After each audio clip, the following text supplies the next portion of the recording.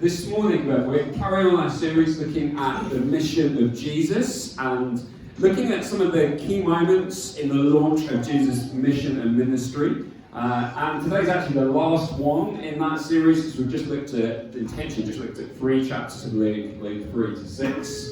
And we're going to look at the famous and very challenging words of Jesus in Luke 6, where it says, love your enemies. I don't know about you, when you think of that word, initially for me, I'm like, I don't really have any enemies. But I think we'll see as we delve into this that Jesus meant something that I think applies to every single one of us. For my school cricket team, our enemy was Millfield Sports School. So I went to a normal school, they were a specialist kind of sports school, and we did really well against them sometimes in sport, and that was always fun. But ever since the under-12s cup final of '99, they became the real enemy, because to this day, I believe we were robbed of that final. So they had, one of the umpires also happened to be their team coach, and gave out multiple people on our team unjustly and unfairly. And as you can see, I've done really well at letting this go over the years. And I don't hold on to it, I don't still think about it. I've processed it really well, I've dealt with it in my heart. So I use a minor sporting example, but the reality of this is we all have stories of how we've been wronged, mistreated, hurt at times in our lives. And Jesus' words, I think, speak into all of those situations. So a little bit of context for the passage we're going to actually read. It's Luke 6:27-36, we'll read in a moment. Jesus is speaking to a great crowd of people, includes his disciples, but also there was others in this crowd. And it's part of a larger teaching, which often is called Jesus' Sermon on the Plain, which is different to what you read about in the Sermon on the Mount of the Gospel in Matthew. And the crowd all lived in an occupied territory. So all of Israel at the time, in fact, was occupied, controlled by the Romans. So those hearing Jesus, it's worth thinking about this, those hearing Jesus would have surely been thinking something like, at least the Romans, they must be the enemy, right? And Jesus was challenging right into the heart of their whole living situation. The rabbis, the religious teachers of the day, they would teach, you shall love your neighbour and hate your enemy. You shall love your neighbour and hate your enemy. Do you know what they've done? They've taken the Old Testament commandment to love your neighbour as yourself, lowered the bar considerably by removing as yourself, and added a bit about hating your enemies. So talk about manipulating scripture to make it say what you want to say. That was literally what was commonly taught by the religious teachers of the day.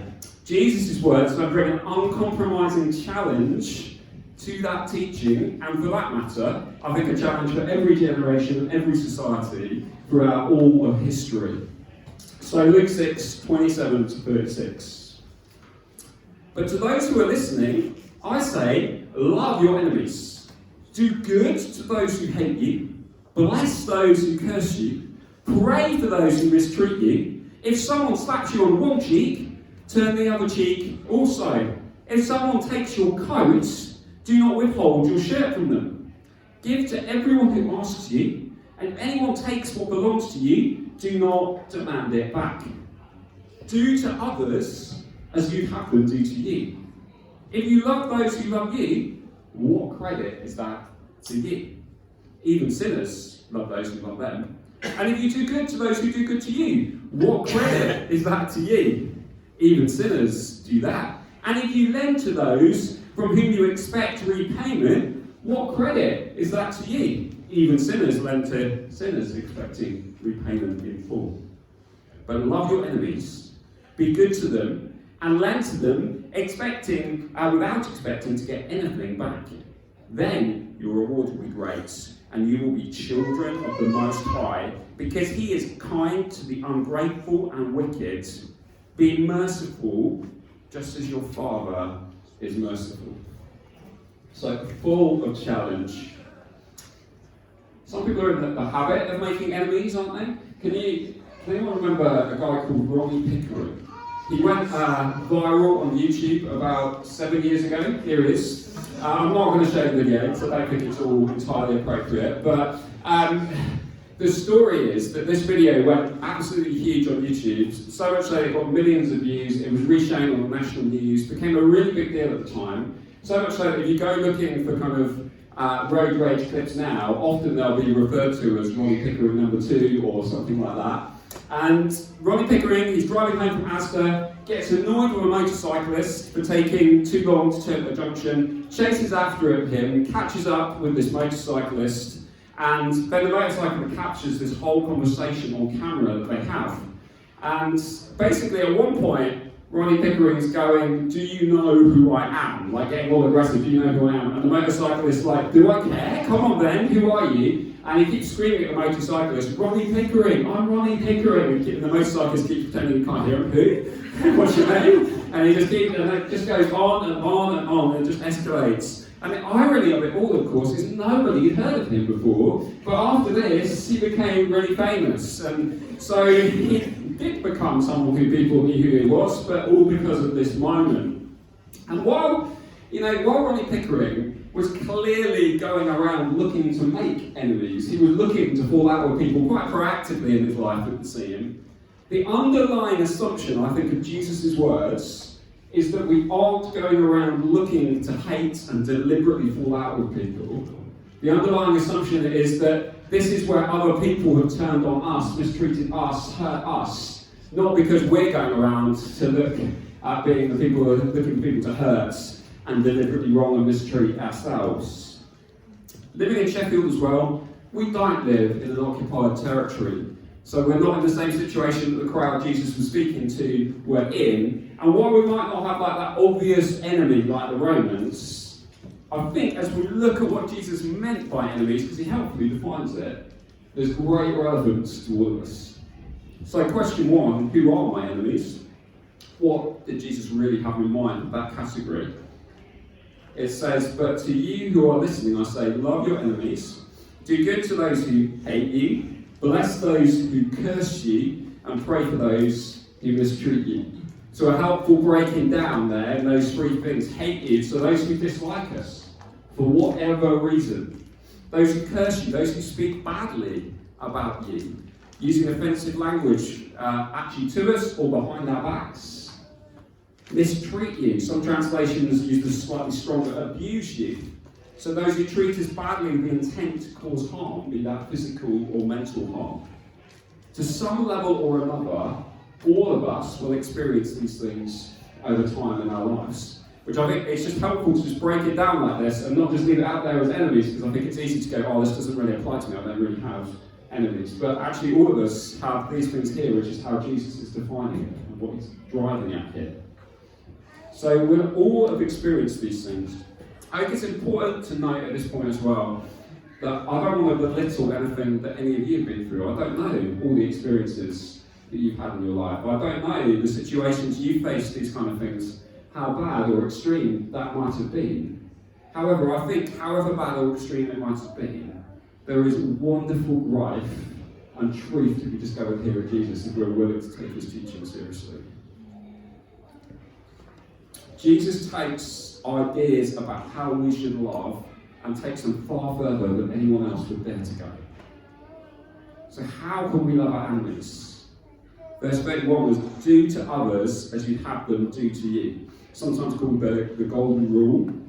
One commentator, Leon Morris, points out that the negative form of this was actually pre-Christian. So the Jewish teachers, some of them would teach, what is hateful to you, do not do to your neighbour. Significantly though, Jesus turns it into a positive and takes it further still by including enemies. So taking it beyond from just not retaliating, right through to choosing to respond by doing good instead towards our enemies.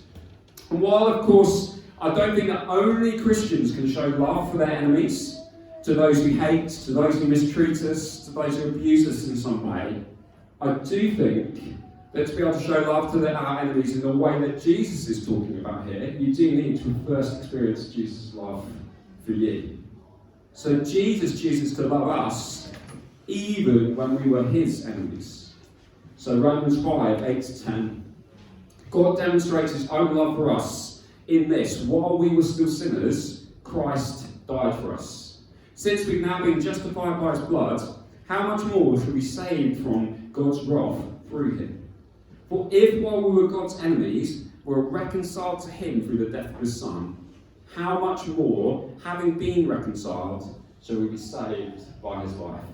There's so much theology in those few verses, but we won't have time to unpack it all. But to just do a little bit, the Bible uses pretty strong language to describe our relationship with God pre-meeting Jesus. That doesn't mean that he didn't love us. That doesn't mean that he didn't want us to be restored to a relationship with him. But it puts our position that we're in really starkly. It doesn't pick on anyone. I was an enemy of God, and I would be an enemy of God without Jesus. This means that he shows us incredible love.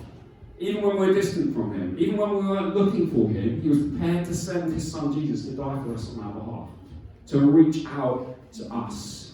Even when we behaved and acted in ways that dishonour God, even when we potentially gone about declaring our hatred for God, he still loved us so much to send his Son so that we could be restored to a relationship with him.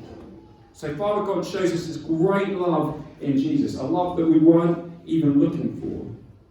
And a love that means that Jesus loves you however unlovely you might think you are. A love that's not dependent on how lovable you think you are. A love that's just purely dependent on what he's done through his Son.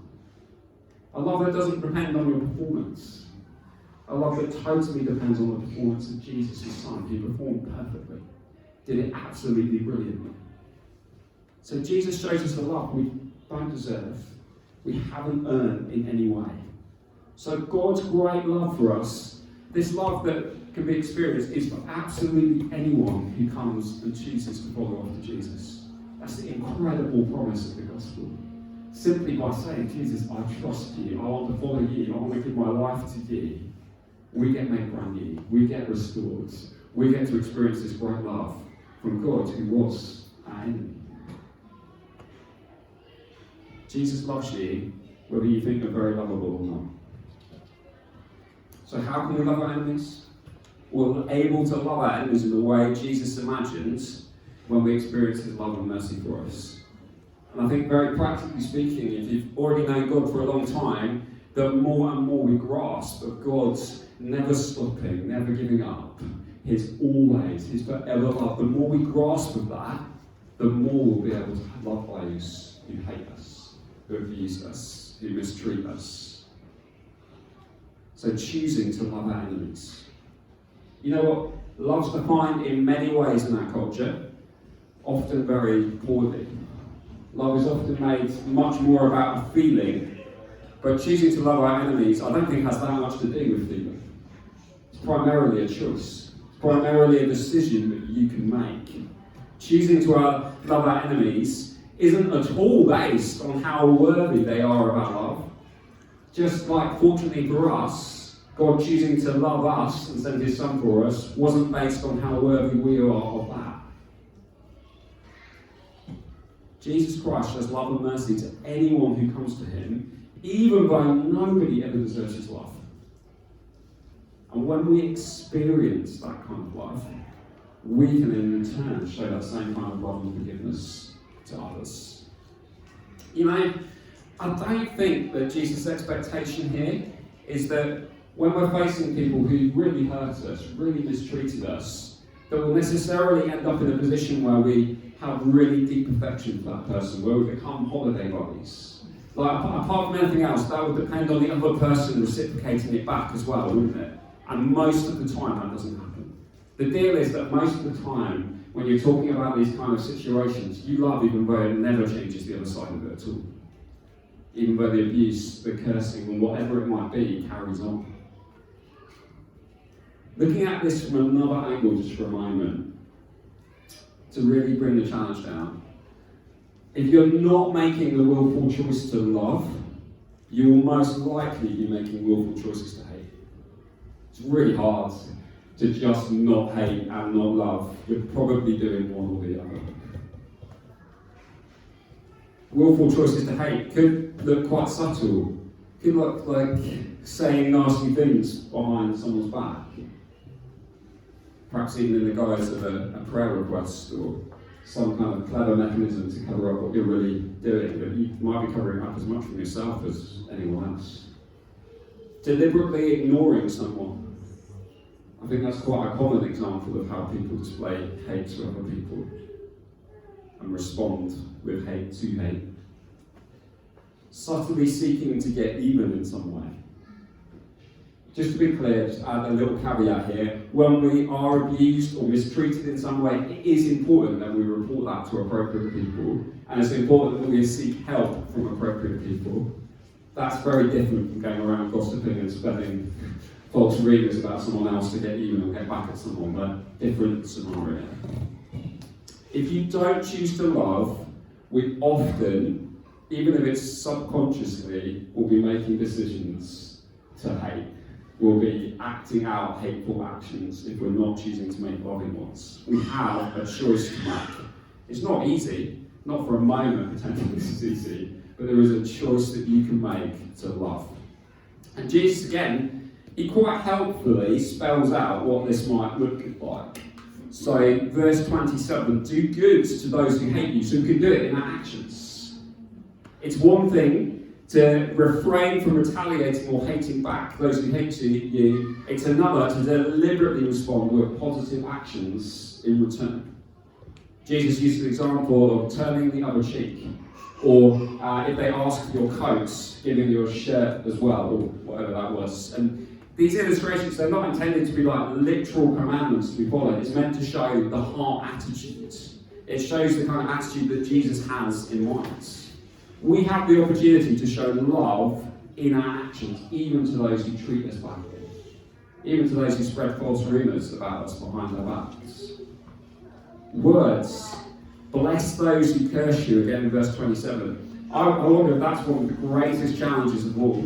To speak well of those who speak badly of you is really, really hard. Really, really challenging. When people really go for us, or it's probably hardest when people go for us more behind our backs than to our faces in some ways. And knowing that people are gossiping about you, saying things that are untrue about you, can be then really, really hard to not retaliate with simply trying to do a similar thing back. Prayer. I think this one's absolutely crucial. Pray for those who mistreat you. And I think this is key to taking all the other positive responses that Jesus is talking about. If you're struggling to respond in the way that Jesus is talking about here, start with this one. Start by praying for the one who's mistreating you. I've certainly found this has really helped me over the years when I've faced any of these kind of things, is to get praying for that person, to pray for good of that person, to pray perhaps for a change of their heart. Like if you're talking about someone who's far from God, pray that they'll meet God, pray that they will change, pray good things over them. Final way that I think Jesus highlights is generosity. Lend to them without expecting to get anything back. And I think generosity is at the heart of a loving response. Generosity that doesn't keep a track of it all and expect to get back some kind of interest. Generosity that seeks to meet genuine needs of the needy, even when they don't like us, even when they hate us. Generosity that doesn't have any strings attached. I think often you can think of generosity in terms of giving gifts, but you know what? It's really generous to not insist on getting your own way. It can be generous to forgive, even though you know you're not going to get an apology back. One writer put it that we surely should be generous to a fault. So loads and loads of challenge there from Jesus. I want to give two examples from my life before landing this, just to try and bring it into real life scenarios. So when I gave my life to Jesus as a teenager, I thought that following Jesus was meant to be something that made my life easier. But I was quickly discovered that wasn't really what happened.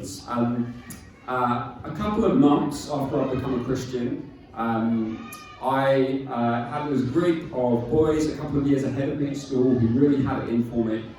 And one day on the way home from school, I ended up getting beaten up by two of these guys, plus two adults. I was about 13 at the time, got beaten up by two older guys, plus two over 18 guys, so four guys.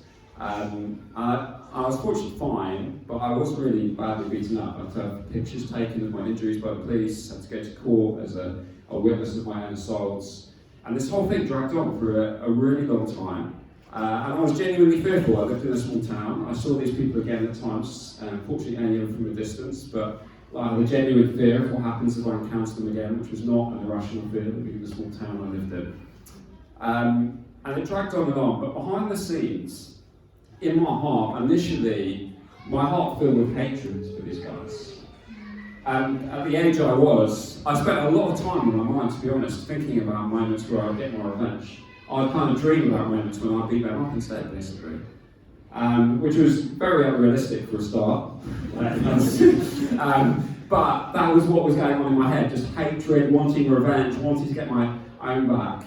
But I received some really, really helpful advice from older, wiser Christians. They helped me see that I had a big choice to make. And that if I didn't make it, life would just get worse and worse for me, and I'd just harbour all of these things in my heart going forwards. I'd get more and more bitter, I'd get more and more angry, and just carry all of these emotions along in my heart that I had to work out how instead to choose to forgive and choose to love. And I far from handled that season perfectly, and I have to be really honest, I dread to think what would have happened if I hadn't had older, wider Christians come alongside me and help point me in the right direction. But now, this day, I'm able to stand here and say that genuinely I have a love for those people. I learned how to pray for people who really, really did hate me for whatever reason. And by God's grace, I dealt with stuff in my heart that probably would have held me back for the rest of my life in those kind of formative teenage years.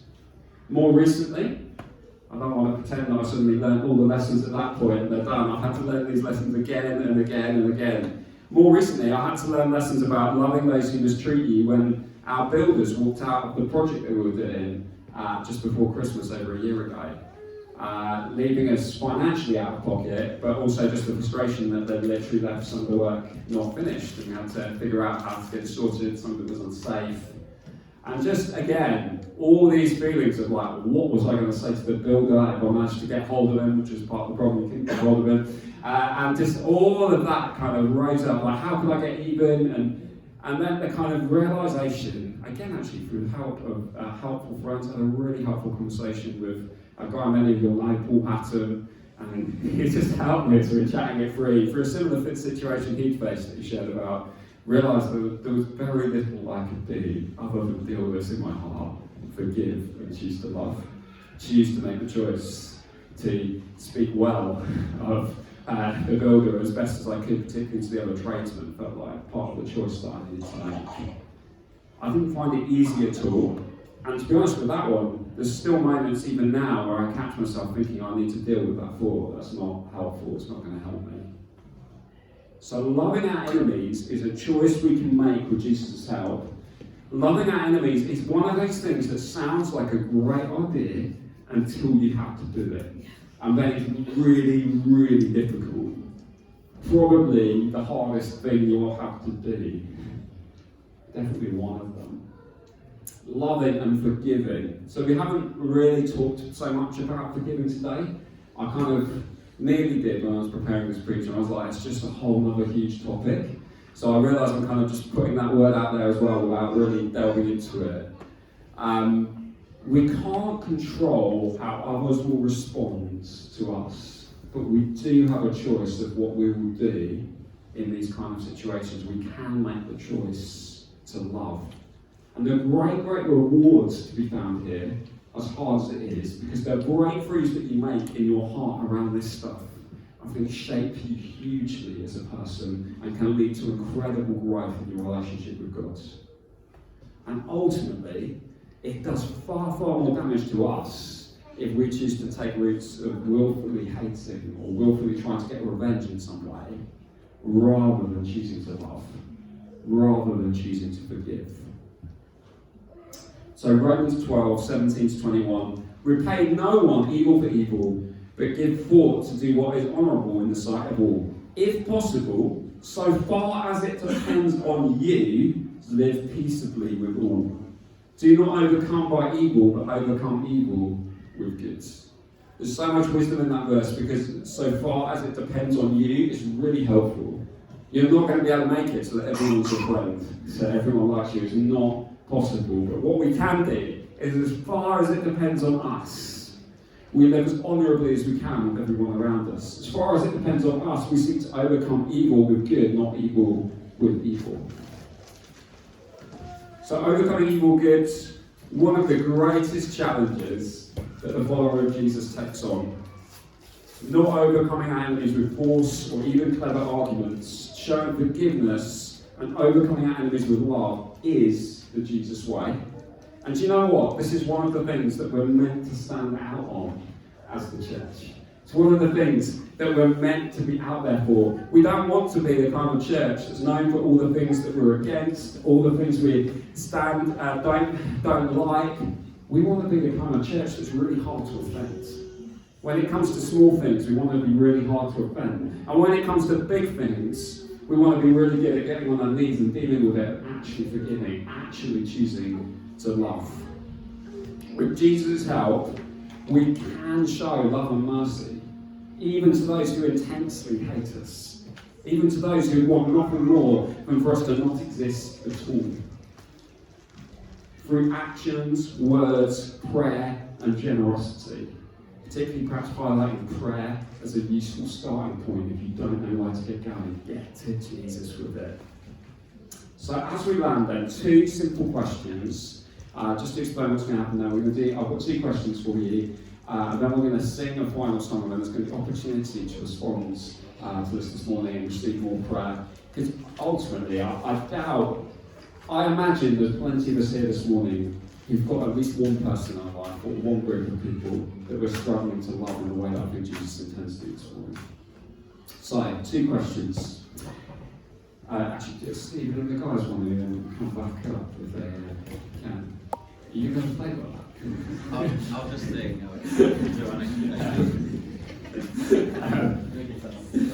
I'm getting an extra band member. Is there anyone or a group of people you need to make the choice to forgive and love? So again, just to acknowledge, I know we've not directly talked about forgiveness, big topic in itself, but I think it's helpful to just ask that question at the end. And secondly, what opportunities do you currently have to overcome evil with good? So we're going to sing, and then there's going to be opportunity. I'm going to invite anyone who wants to come forward to respond and receive prayer. And the invitations come forward. I'm just going to make it as broad as possible, to be as helpful as possible. If you've got anyone in your life at the moment who you know you're struggling to love how you think Jesus would want you, I'd love you to come forward and receive prayer this morning. We're not going to ask you to name that person.